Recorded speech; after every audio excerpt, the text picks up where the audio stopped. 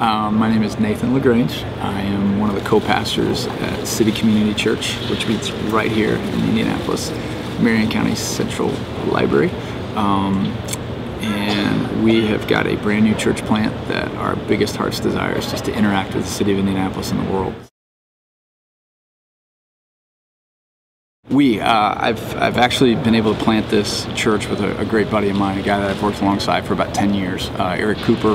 He and his wife are best friends with my wife and I, and so we come from totally different sides. Eric was an accounting major, and basically grew up in church. I did not grow up in church, and had kind of a nominal understanding of who God was, and just did my own thing and was a communications major. At a heavy metal Christian concert that this really pretty lady, who's now my wife, invited me to go to. In the middle of the concert, this guy just starts talking about the love of Christ, and I'm like, wow, okay, I feel kind of weird. What is this? What are we talking about? And during the course of that, kind of interaction that he was having with the audience, I said, yeah, that's a love I would like to know a little bit more about. And I looked at my wife and I go, well, here's the deal, I ain't being no effing pastor.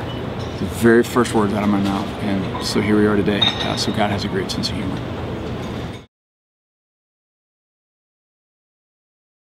I am a country hick kid from southern Indiana that when we moved here to the city about 13 years ago, we just found our hearts breaking for the city of Indianapolis, and how can we come alongside this city and see it become just this amazing place that people want to raise their families, and people want to put businesses in, and people want to help each other.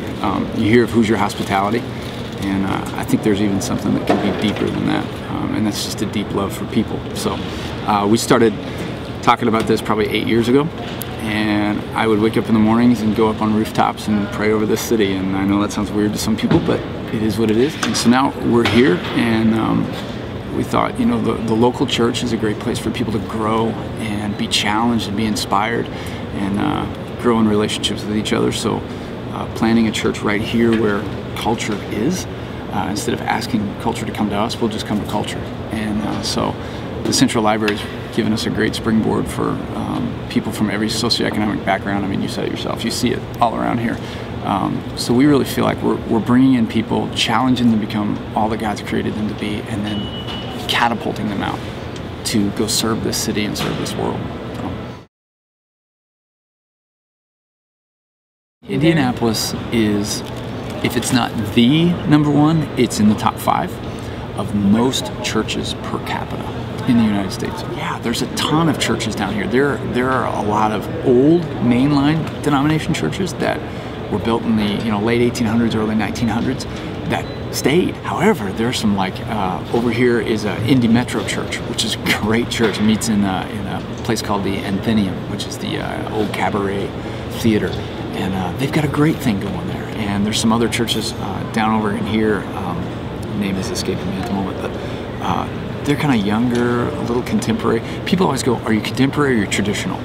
And we're neither. What we did even in our promotion leading up to this was all of our cards said, does Indianapolis really need another church? And on the back side it just said, maybe. Didn't say yes or no, it just said, maybe.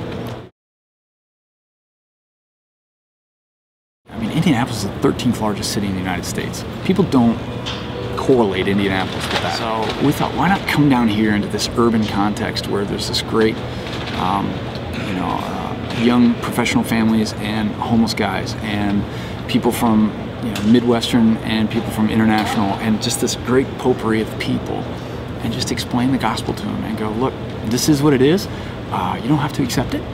We're not going to browbeat you with it. We're just going to tell you this is what we believe. But at the same time, we think when you understand that God accepts you just for who you are, but then He's going to challenge you to become all that He's created you to be, we think there's an amazing life that goes on in that tension of I'm accepted for who I am, but I'm being challenged at the same time. So we thought, why not right here? Why not right here in the middle of downtown, just a few blocks north of the circle of downtown Indianapolis, and just throw that challenge out to people. What we try to do is say, we want to talk to the unchurched and the de-churched kind of person. We want to talk to the skeptic, and we want to just use average, ordinary conversation with people. There's so many pictures in the Bible of Jesus just sitting on a hillside, talking to people, or pushed back in a boat and having a conversation on a shoreline with people, or just sitting with his disciples or whatever and having average conversation. I think sometimes in churches it's so far over everybody's head that they're like, okay, when is this over? You know, and I understand it because I've been there. So we try to say, all right, how can we always think that this is the hillside? You know, dogs are running around everywhere, and ladies are nursing babies, and guys are, you know, talking to each other, and you're trying to have a conversation with average people. So how can we break some of these things down to where they make sense to people? And that's the comments that we've been getting, is people going, I understand this, I get this. And that's the best thing we can hear. We had somebody ask us once, when the city thinks of your church, what do you want it to think of? And I just said that we love well. That's it. I mean, we've got great music. We've got great teaching. We've got a great facility. I want them to say that we love well. I would love for God to go, they were a good reflection of me. I hope it inspires the influencers to get out and make a difference in the world. I mean, we live in a society, obviously. I mean, we don't have to go too far. We look at the economy and we see how greed has driven a lot of our society. And I look around me, and I mean, some of these condos around here are $300,000–$400,000, and you have people making enormous amounts of money who could be influencers in the world and serve the world in great ways. But so often it's all about them and what car I drive and what clothes I wear and who I hang out with. We hope that when you come into an encounter with City Community Church, and then you're exposed to maybe the teachings of Jesus, and then you're encouraged to be in a relationship with Him, that your perspective starts to shift, that you start seeing maybe your giftedness in making money as an opportunity to help, you know, support endeavors like yours, or to raise funds for XYZ missions, or to have creative ideas that are going to help serve the world. I mean, maybe the pursuit of all this isn't about wealth or attaining more. Maybe it's about fulfilling who I am where I'm at. If somebody, you know, in this apartment right here was in a great local church, was in a relationship with other people, was growing in a relationship with God, and Dallas, Texas called them and said, hey, we can offer you $100,000 more than you're making, I would love for them to go, I don't know, I'm having some big impact here. I don't know, I have to get back to you on that. That would be wildly successful too. To watch people consider where they're at, you know, geographically. Am I making a difference here? If we have great church services, yay rah. If we can go out and serve this lady, you know, she's pushing her baby, and help her in any way we can, now we've actually moved the church outside into where it was intended to be, and not sequestered behind these, you know, stained glass or pews or whatever. I think so often people go to church and it's like, okay, I check that off my list and I'm good. And then like the next weekend they come and they do it again. And you're like, look, dude, there's 168 hours in the week. This is 1 hour.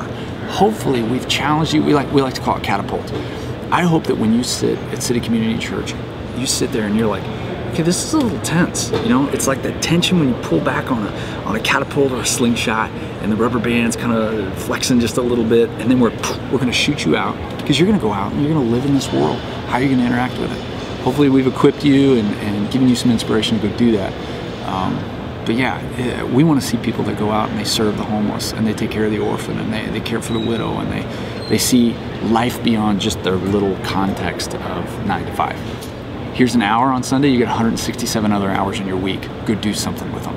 Seriously, get off your butt and go do something with this life that's inside of you. So, you know, you're a great example of somebody who actually did.